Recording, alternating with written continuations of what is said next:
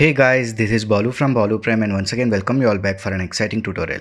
In this tutorial I will show you how we can make this kind of rose getting disintegrated into skull particles in Blender easily. So hope you guys will find the tutorial useful, but before going to that, if you end up liking this video, please click on that like button to share this content, and if you are new to this channel, consider subscribing my channel and support me. And by the way, if you like short 3D simulation videos, you can check out my second channel, link in the description. Okay, so now without any further ado, let's start today's video. So here you can see I'm using Blender 2.93. Nice. So now let's select everything in this default scene, pressing A on the keyboard and delete. Now let's start this by importing our rose model. So here I will be using a rose model. You can use any of the model you like. Okay, so let me import that one. So go to this file, import. It is an object file, so select this wavefront obj and let me select this rose model and import. So here you can see we got that model here. Okay, nice. So let me add a UV sphere. So go to this add mesh, select a UV sphere here and increase the scaling. So press S and increase the scaling. So make sure complete rose will be inside the UV sphere. So let me enable this X-ray mode and let me move it here. Okay, so now the rose is completely inside this sphere. Okay, nice. So now beyond the first frame, let me place this UV sphere here. So I'll select this UV sphere, come to this modifier options, add modifier and add subdivision surface. And level views, I will change this to 2 and let me apply this and right click shade smooth. Fine. So now beyond the first frame, select this UV sphere, press I on the keyboard and add a keyframe for this location. So here we got a keyframe added. So now move forward like I think 110 frames and bring this sphere downwards so that the rose will be completely inside the sphere. Okay, so again press I and add a keyframe for this location. So now if I play this, you can see we got this kind of animation, but the speed is not the same. So select both the keyframes, right click, interpolation mode and change it to linear. So now the speed will be same. Okay, nice. Let me bring it down. Okay, fine. So now select this rose, come to this modifier options, add modifier and add this boolean modifier. So let it be difference only. In object, select this sphere. Okay, so now if I play this, my PC is a bit struggling, so I will change this to fast solver.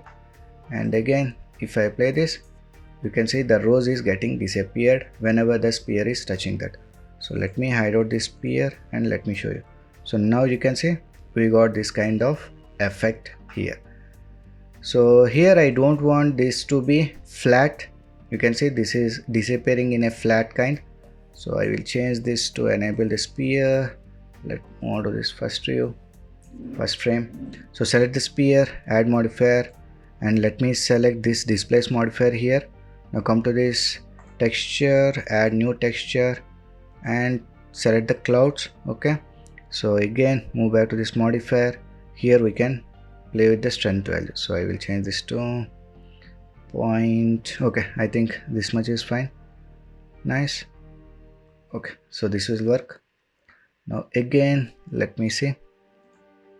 So now you can see it is not disappearing evenly. Fine, this is good. Nice. So now let's move on to this particle portion. So I want the particles to emit from this rose whenever the sphere is touching that. So from this portion I want the particles to be emit. So if I directly apply particle system onto this rose, it will emit throughout the rose. So let me show you. So select this rose, come to this particles, add particle system and now if I play this, you can see we are getting the particles downward. Okay, so select this rose, come to this particles, let me come to this source and enable this use modifier stack. Since we have used modifiers, so we need to enable this option. So now if I play this, you can see we are getting the particles all over the rose. Here I don't want that to happen. I want these particles to emit only from this above surface. Okay, so now let me take out this particle system. So I will click on this minus and there is no particle system. Okay, fine. So in order to get that kind of effect, let me bring this here. We need to add dynamic paint. So select this rows, come to this physical property, add dynamic paint. So rows, let it be canvas, type let it be canvas and click on this add canvas. Enable this anti-aliasing. Okay, so surface type, change it to weight. Nice. Okay, so now select this sphere, add dynamic paint onto that, but type change it to brush. Click on this add brush. So here paint, change it to mesh volume plus proximity. Okay, and here distance I will reduce this to 0.01. Okay, so this indicates the thickness of that disappearing volume. So I will show you what is that actually. So now if I play this, it seems nothing is happening. Select this rows, come to this output. Here we need to add the vertices of this group. So here I will add vertex group here. So click on this plus icon, simply create a group here. Now again come to this output value. Here vertex group, select the group which we have created. Okay, so now being this row selected, if I move on to this weight paint, you can see we are getting this influence here. Let me show you. So here you can see we are getting this kind of effect. So if I hide out this, you can see.